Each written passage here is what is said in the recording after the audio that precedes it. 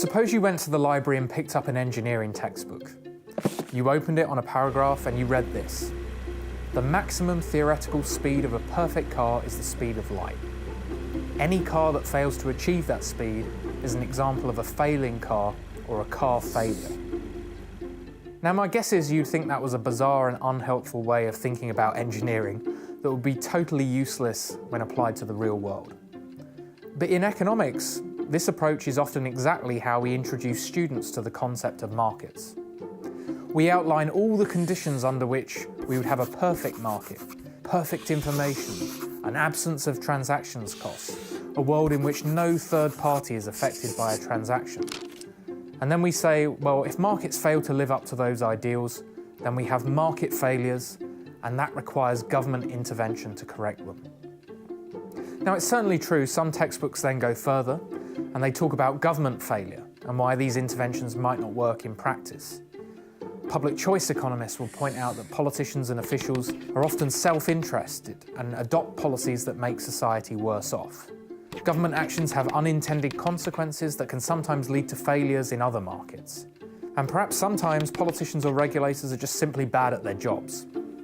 But the truth is, holding both markets or government action to the standard of perfection is simply a dumb starting point. Real-world markets are not and never will be perfect, nor though are they perfectible by governments. So let's take the example of noise pollution caused by an airport that's been built in a residential area. An economics textbook might say, well, the consumers and the airlines will not consider the noise pollution imposed on residents because they're only driven by the private costs and benefits to them of running or consuming flights. Market failure, the textbook will say. And it will be suggested that to perfect the market, what we might do is impose a tax on flights to account for the marginal noise costs to the other residents affected. We want to reach a situation, it will say, where airlines face the full social costs of their actions when deciding how many flights to run. I'm guessing for those of you studying economics, that sounds familiar. But if you think about it carefully, would any government truly know at what level this tax should be set? Individual residents may have very different degrees of noise tolerance from each other that will likely vary at different times of the day or night.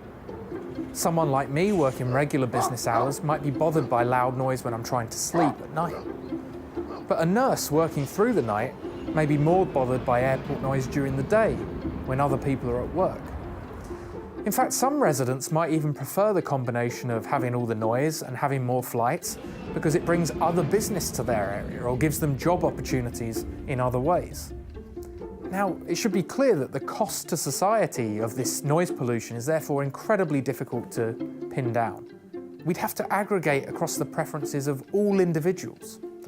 And when you think about this simple example, it becomes obvious that the government could only really set that exact optimal tax if it had complete and perfect information available to it about the costs and benefits to everyone affected.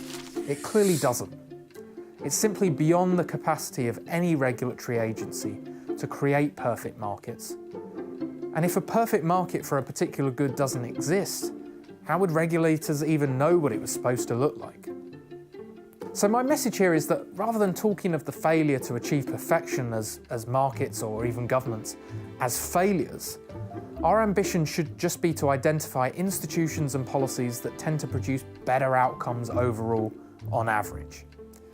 And when we start from that premise, it's clear that markets have a lot of advantages over governments. Markets don't require any one individual to have and collect the knowledge about costs and benefits of a transaction. Market activity tends not to be beholden to political incentives, such as the desire to win elections, which can bring a lot of economic inefficiency.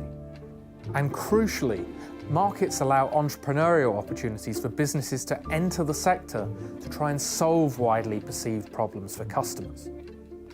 Now, are markets perfect? No, of course not. Can governments sometimes improve on market outcomes? Yes, there's instances where that's the case. But the point is simply pointing out the existence of some gap between real-world markets and a perfectly competitive market should not be enough for us to justify the government intervening.